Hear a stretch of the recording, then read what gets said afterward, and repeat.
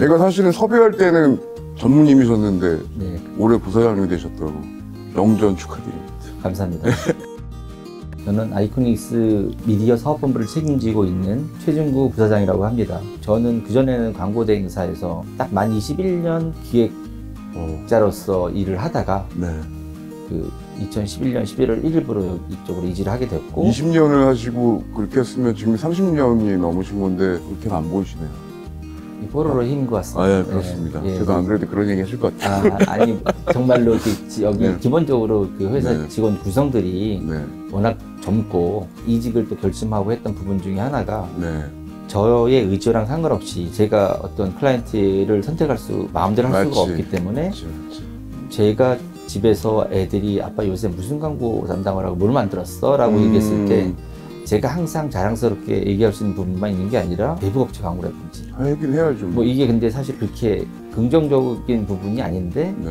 그 어떤 회사의 수익 때문에 그런 것들을 나의 의지랑 상관없이 또 잘 포장해야 되는 게 저희 또 일이다 그렇죠. 보니까 그런 데에서 따르는 약간 스트레스 그런 분이 많았는데 이직하면서 애들이 얼마나 즐거워할까, 뭘 하면 더 유익할까 아, 그것만 생각을 하시는구나. 그런 생각이 사실은 더 크기 때문에 이걸 하면서 아 이거를 어떻게 애들 돈을 빼먹어야지 뭐 해야지 이런 고민을 한 번도 해본 적도 없고 좋은 거를 더 고민하는 부분이 나이를 먹어감에도 불구하고 좀 젊음을 유지하는 그런 그 동력이 되지 않았을까 생각합니다. 아유, 아무튼 뵀는데 되게 젊어 보이셔가지고 전 깜짝 놀랐고 분명 우리나라에서 이걸 모르는 사람은 없죠. 그런데도 불구하고 IP들 우리 알만한 것들 그래도 좀 설명을 좀 간단하게라도 해주시면 이것도 여기 거였나? 뭐 이럴 수도 있으니까. 네. 뭐 아이코닉스가 초기에 그 창립을 하면서 그때 그 만들었던 애니메이션들은 뭐 녹색전차 해모수 솔직히 잘 모르겠어요. 예 모르죠. 뭐, 네. 뭐 제트레인저 네. 그리고 뭐 수호요정 미셸 그런 걸 다 한 다음에 뽀로로가 나온 건가요? 그렇죠. 뽀로로가 2003년도에 나왔으니까 그렇게 한 3년을 다 말아먹고 야 마지막으로 이게 안 되면 이제는 문을 닫아야 되는 시점에 네. 뽀로로를 우리 사장님께서 네. 보신 끝에 이거 안 되면 진짜 이제 뭐 접는다. 네, 접을 수밖에 없다라고 하는 생각으로 일단 제일 큰 시장이 디즈니나 일본 애니메이션이 잡고 있는 소위 말하는 초딩을 타깃으로 하는 시장이 가장 큰데 그러니까 레드 오션이죠. 그러니까 그렇죠. 뭐 기본적인 그 퀄리티라든지 제작 투자 비용이라든지 이런 게 비교가 안 될 정도로 하다 보니까 퀄리티 싸움이 안 됐고 그럼 우리만이 강점을 보일 수 있는 게 뭘까?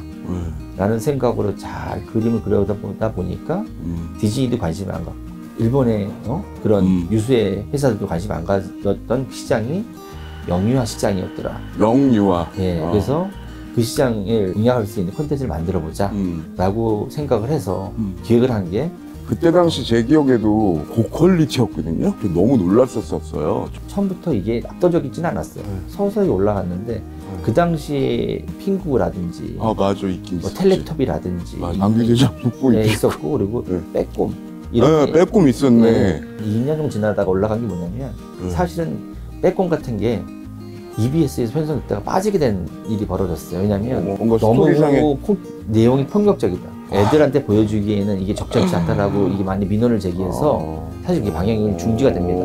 뽀로로가 그냥 어찌 보면 편성을 다 독점하다시피 하고 어쨌든 그랬구나. EBS에서 투자를 했으니 당연히 내 거기도 하니까 뭐 당연히 편성이 적절해졌겠죠. 내용도 괜찮았지만 이걸 가지고 애들한테 무차별적으로 또 이게 방영이 될 수 있는 기회까지 얻게 돼서 그리고 그래서 그게 반복되다 보니까 애들이 일단 뭐 소위 말하는 보통료로 등록할 수 있는 기반은 사실 그때 이미 조성이 된 거죠. 부모들이 좋았던 이유는 뻔하지 않습니까? 뭐 그 애가 그 앞에 있으면은 그렇죠. 시간을 벌어주는 거죠. 그걸로 해결돼가지고 너무 감사했고.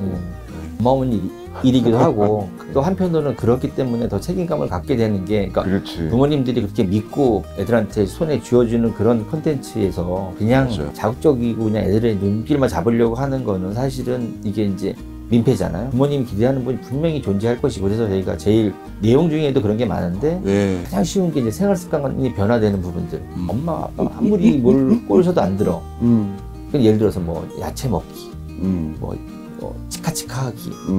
뽀로로가 얘기하면 또 들어요. 맞아요. 그래서 동일시에. 예, 그래서 친구 같은 느낌으로 해야 되는지에 대한 걸 자기 눈높이 맞춰서 얘기해 주니까 수없이 얼르고 달래고 해도 안 됐던 것들이 뽀로로가 얘기하면 이렇게 들어주는 걸 보고, 물론 맨날 모든 걸 이렇게 교육적으로 할 수는 할 수 없지만. 없지만 그래서 네. 놀면서 애들한테 선한 영향력을 줄 수 있는 그런 콘텐츠가 분명히 존재하겠구나라고 해서 그 저도 어디서 그런 감정이 나오는지 모르겠는데 각각의 에피소드를 다 따져보면 지금 요새 말하는 5년 박사 그렇게 애들 막 우리 아이가 변했어요 이렇게 하는데 그렇게 하는 걸 이미 저희는 그때. 예 2003년도에 시작부터 지금 기획하는 맞아요. 모든 거를 사실은 염두에 두고 저희가 제작을 하고 있습니다. 네. 아이고. 근데 말씀 나누다 보니까 그냥 추억이 새록새록하네요. 참. 아까 말씀드렸지만 저희 애가 요게 나왔을 때 TV 앞에서 제대로 봤던 2000년생이거든요. 진문동이. 딱 정확한 타겟이죠. 실감이 아주 나요.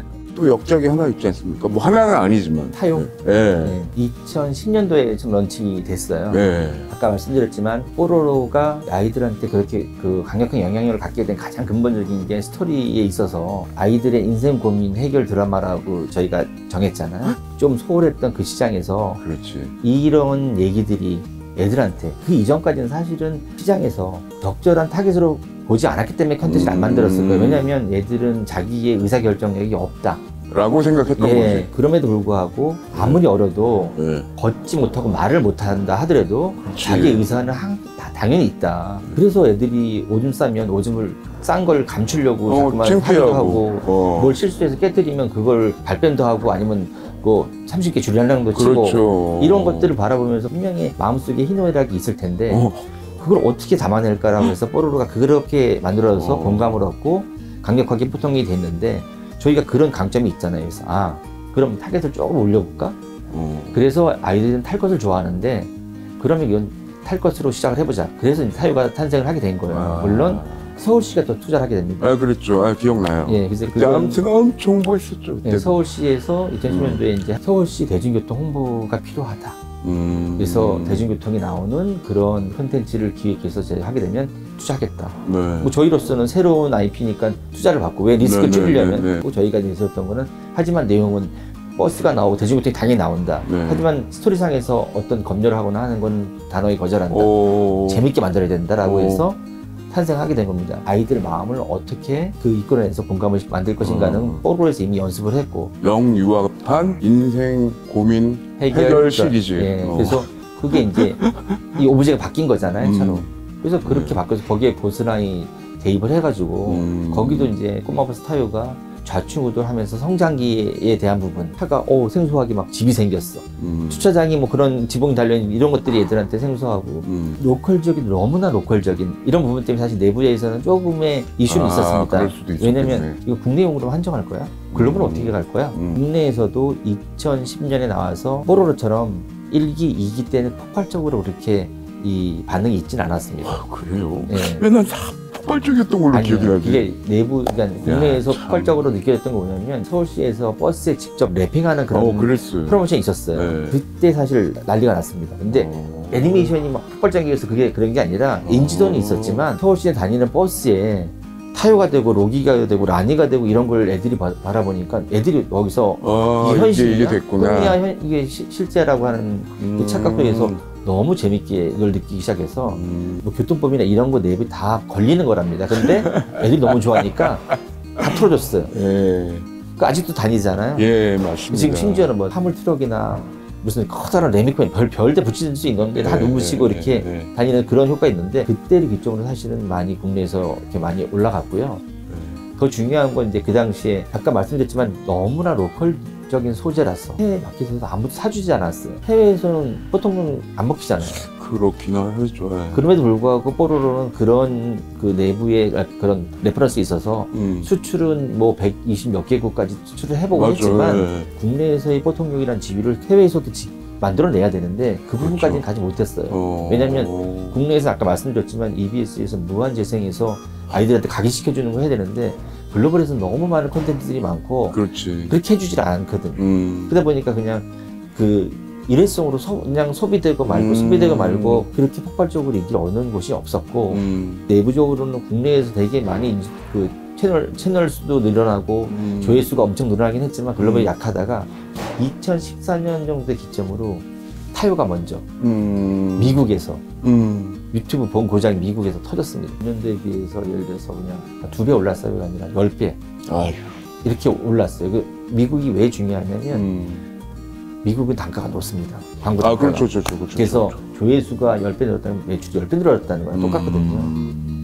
순서가 바뀌어가지고 방송사에서 관심이 없던 컨텐츠인데 유튜브에 터지니까 방송 거꾸로 연락이 오기 시작했어요. 야, 이거 뭔데? 이렇게 애들이 봐. 야, 이거 좀 가져와봐, 이제. 영업이 간접을 하게 된 거죠. 소비자가 대신해 준 거죠. 그렇죠. 그 당시만 해도 타요는 글로벌이 70%, 조회수 기준으로. 그래요? 국내에서는 한 30% 정도가 소비돼 있고, 뽀로로는 그때 뭐 국내에서 70, 글로벌에서 30 정도가 소비가 되어졌다면, 지금 현재는 타요는 95% 가까이가 글로벌에서 나오게 조회수. 특히 이제 유튜브에서 저희를 많이 홍보대사처럼 많이 활용을 했거든요. 그때 저희가 항상 비교하는 게 그런 토마스라든지, 그리고 아니면 페퍼피그라든지, 미국에 좀 많이 인기 있는 예. 포코요라든지 뭐 이런 것들하고 비교하는데 저희가 거기를 다 눌렀죠. 유튜브 본사 가서 이제 그렇게 워크숍할 기회가 있었는데 2015년 16년 당시에 거기서 그게 거꾸로 물어봤어요. 저희도 잘 몰라 사실. 근데 야, 니네는 어떻게 하다가 애들 마음을 이렇게 잘 공감을 일으킬 수 있었냐. 그러니까 비결이 뭐냐. 결과론적으로 얘기를 하다 보면 그냥 이건 카 시리즈하고 대적하려면 약간 타깃이 높으니까 딱 영유아보다는 더 에이지가 올라갔는데 중요한 거는 카 시리즈. 그러니까 거기 워낙에 웰메이드로 너무 잘 만들고 그렇죠. 뭐 퀄리티 비교가 안 되지만 걔들한테 갖고 있지 않는 내용이 있다, 그게.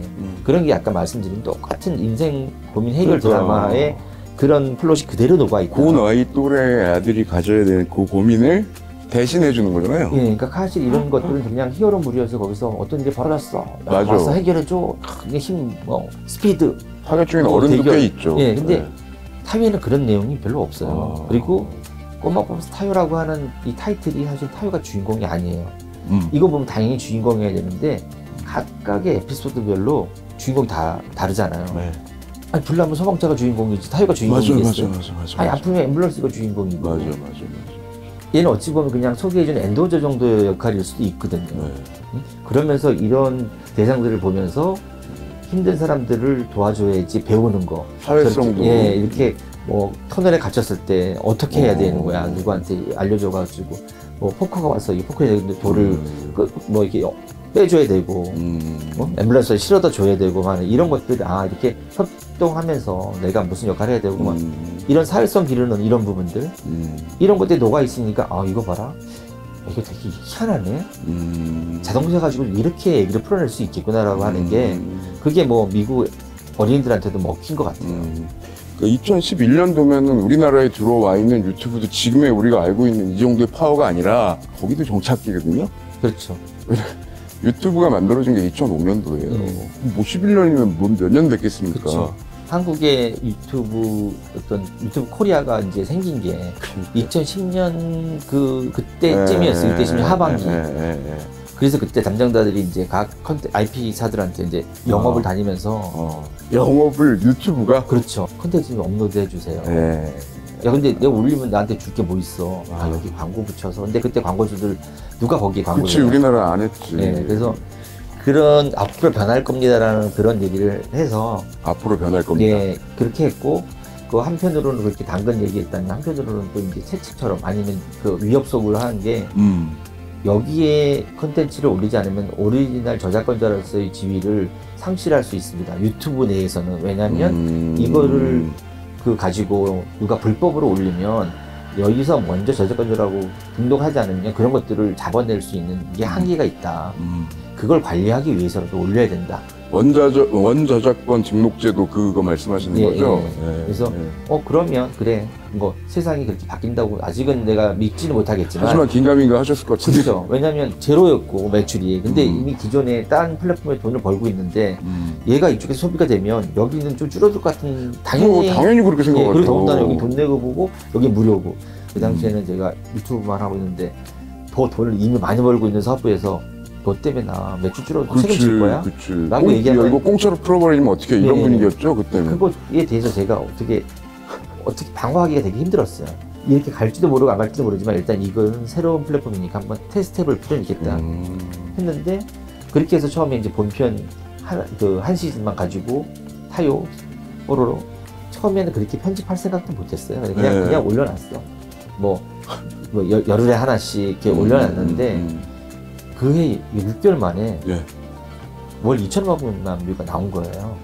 2,500만 뷰. 예, 지금은 월 평균 7억 정도 나오는데 그때 컨텐츠 수가 아주 적었고 그럼에도 불구하고 그렇게 많이 나왔다는 건 당시에 물론 뭐 경쟁자는 뭐 거의 없다시피 했고 그렇게 웰메이드 콘텐츠 올릴 수 있는 경쟁자가 그런 상황에서 저희가 좀 빨리 앞서간 거죠. 그러다 보니까 그렇게 독자들이 볼 수 있는 그런 루트가 없어서 저희 쪽으로 많이 몰린 것 같아요. 싸이 강남스타일이 2012년도인가 그랬었을 테니까 그거보다 더 전인 거잖아요. 그렇죠. 훨씬 이 플랫폼이 얼마나 센지에 대해서 그때 제일 부담스러웠던 게 돈이 얼마나 벌릴지 모르는데 가보지 않은 길이잖아요. 그러니까 왜냐면 기존에 이미 몇십억을 벌고 있는 사업에 영향을 줄 수도 있어.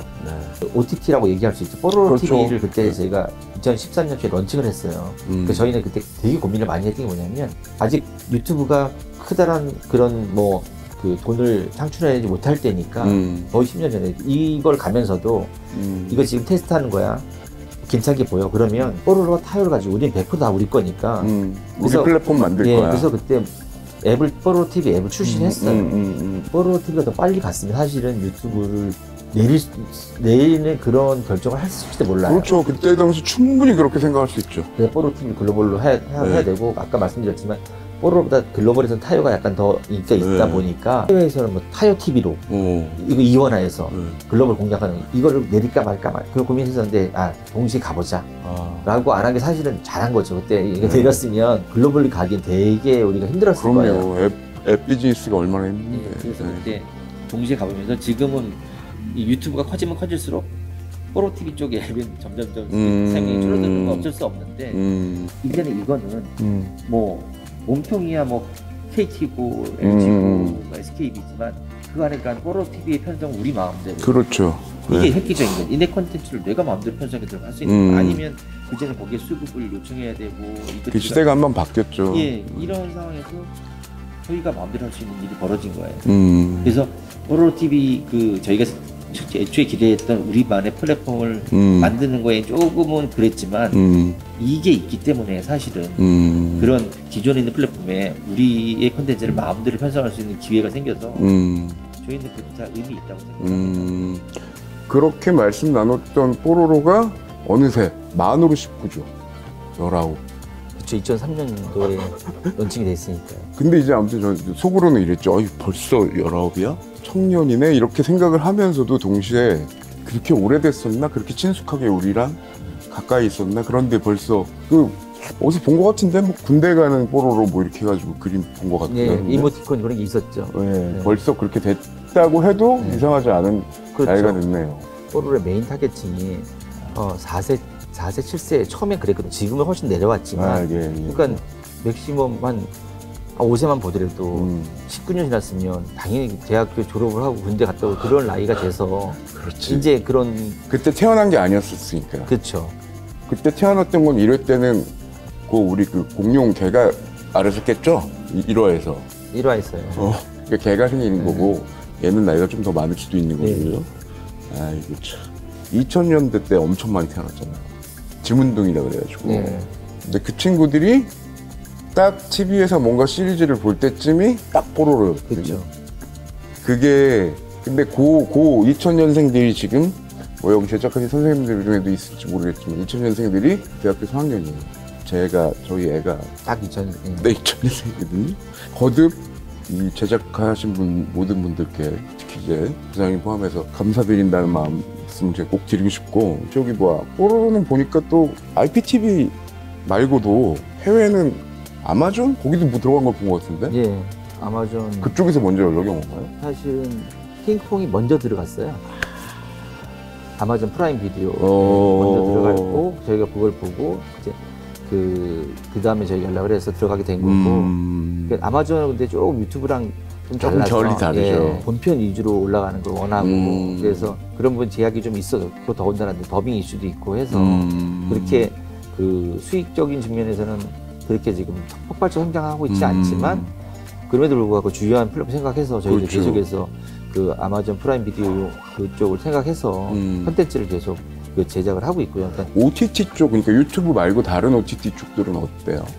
일단 뭐 넷플릭스. 네네. 그러니까. 뭐 넷플릭스에서는 뭐 되게 잘 나오고 있고요. 그 당연히 그 넷플릭스에서 한국을 진출할 때 제일 먼저 연락이 왔고요.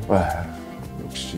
디즈니 플러스 들어왔는데 디즈니도 일단은 지금 현재로서는 디즈니는 그 전략이 먼저 성인 콘텐츠를 먼저 하고 그리고 더군다나 자기가 넘버원인데 아직까지 약간 유보적인 상태이지만 제가 보기에는 올해 안에는 그래도 저희한테 연락 오지 않을까라고 생각을 하고 그러니까 있고 비슷한 상황으로 그러면 그때 그 2011년도 그때쯤에 유튜브가 오히려 여기 와서 아이코닉스에 와서 쉽게 말하면 영업했다라고 표현까지 아까 주셨는데 플랫폼을 그렇게 활성화시키기 위해서 그러면 어떤 제안을 좀 했나요? 유튜브가? 구글이? 당연히 그때 초창기에 이게 그냥 말로만 듣던 보통령이 아니라 진짜로 이 플랫폼에서 또 이게 효과가 나오니 이제는 콘텐츠의 양을 늘리는 게 관건인데 저희는 본편은 뭐 2년에 한 시리즈 TV용이나 뭐 1년 이런 식이니까. 빨라야 1년 반에 한 시리즈가 나오는데 나온다고 해서 그걸 바로 다 유튜브 보낼 수도 없는 거고 그렇죠. 유튜브 오리지널 콘텐츠가 필요하겠다. 유튜브 측에서 저희한테 이제 야 니네가 유튜브용 콘텐츠를 그냥 지금 있는 거 가지고 편집만 하지 말고 한번 만들어봐.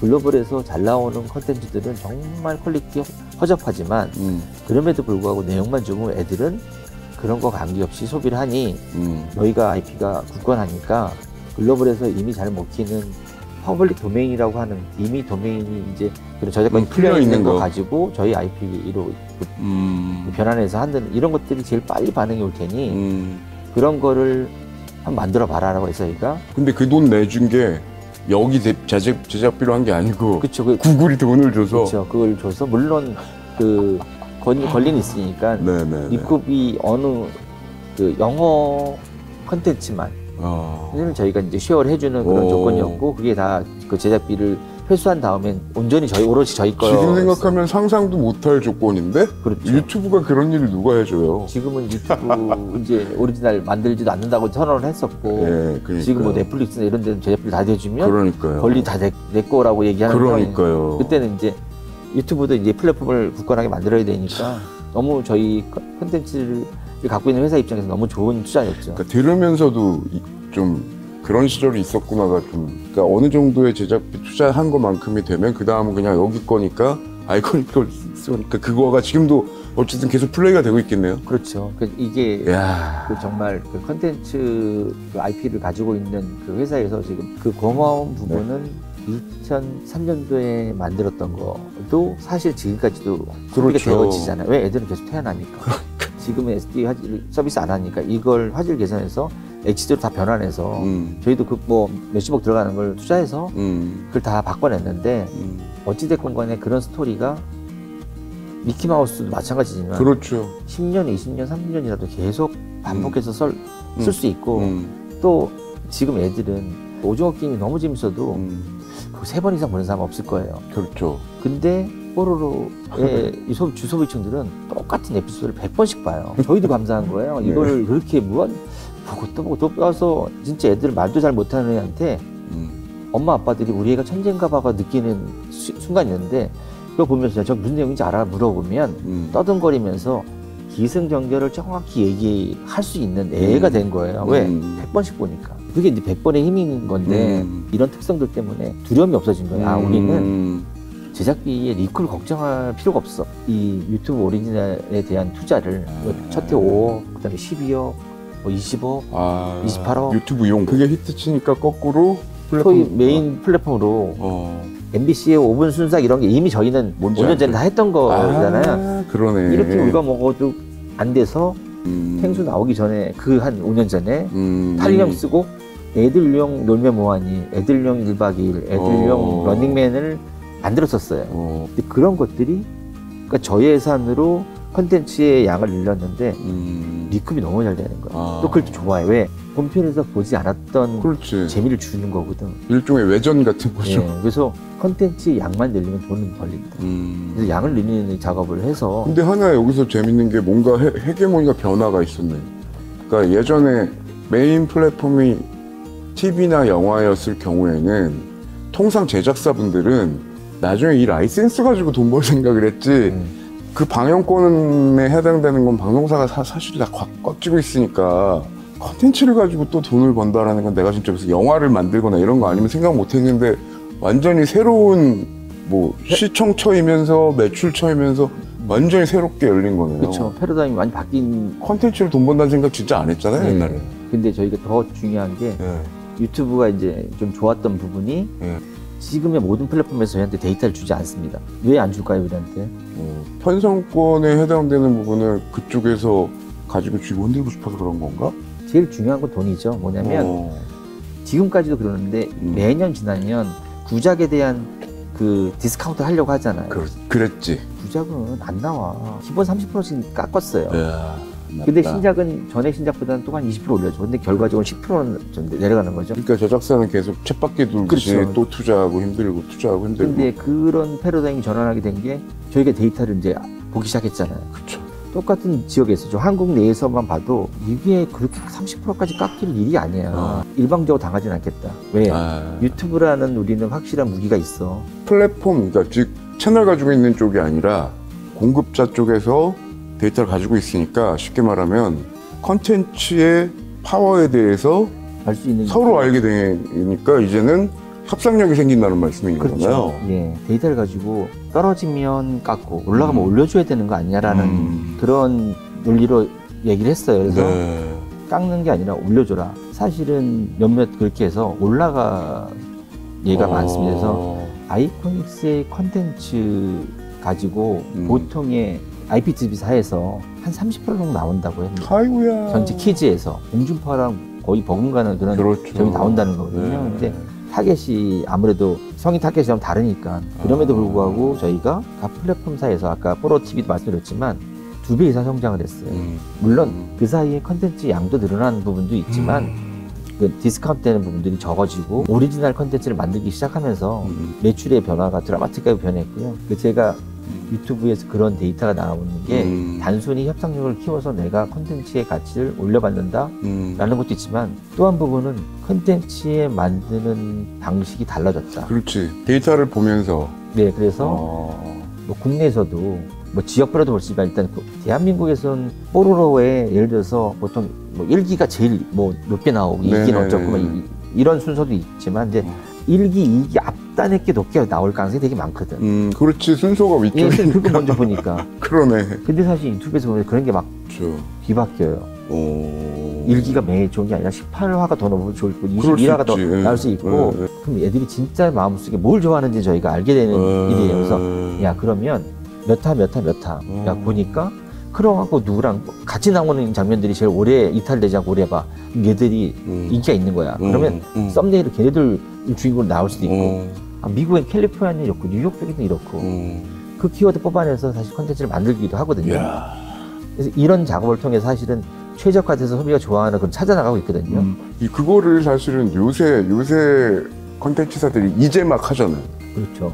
본격적으로 글로벌 타이거 터지면서 2015년부터 지금 계속해서 하고 있고 운 좋게 뜨는 그게 아니라 뜰만한 걸 만든다는 방식으로 사실 하고 있거든요. 그래서 여기 PD분들은 구글 애널리틱스 다 그냥 편안하게 보시겠네요.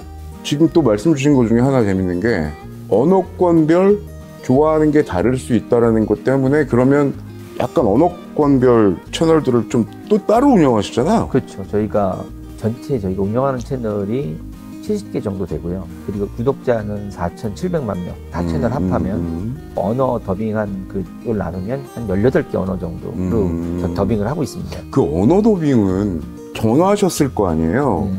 다 점검을 보면서 요거는 이렇게 하는 게 좀 낫겠다 그렇게 해서 다 그렇죠. 저희가 일단 영어를 기본으로 해서 유튜브에 서비스 해보면 영어를 기본으로 하는 필리핀 같은 데는 그렇게 하지만 일단 유튜브의 조회수가 많이 나온 지역을 우선으로 유튜브 광고 단가가 높은 데를 위주로 좀 더빙 우선순위 당연히 있습니다. 그걸 있고 그러면 그냥 좀 궁금해서 코로나 타요. 야 이거 이 나라는 예상도 못했는데 너무 많이 본다 이런데 좀 재밌는 게 있을 것 같은데. 타요가 미국에서 이제 일단 터졌고요. 네, 터졌고. 그 다음에 타요가 이제 미국에 터진 그때 당시의 상황을 말씀드리면 그 당시에 언박싱류의 그런 컨텐츠가 엄청나게 많이 나왔었어요. 맞아. 지금도 유튜브 수입 탑 3, 5 안에 드는 라이언이라고 하는 친구가 있어요. 네. 그 친구가 타요 가지고 언박싱을 한번 했었어요. 우리나라 거를 거기서 받아가지고. 네, 그래서 했는데 그게 터져서 그때 기점으로 갑자기 올라가게 된 거고. 요새들 하고 있는 거 그때 다 보신 거네. 저희도 운도 좋았고요. 그리고 네. 생각지도 않게 인도네시아에서 터졌어요. 유튜브 서비스를 하면서 갑자기 성인들이 그 헤이 타요라고 하는 우리 오프닝 송이 있어요. 네. 이걸 가지고 자기들이 막 유시 만들어가지고 놀고 밈, 그러는 거예요. 예, 밈 밈이- 만드는 거예요. 그게, 어. 그게 대박이 났어요. 그 힘으로 지금은 타요가 인도네시아에서 제일 많이 나올 거예요. 아.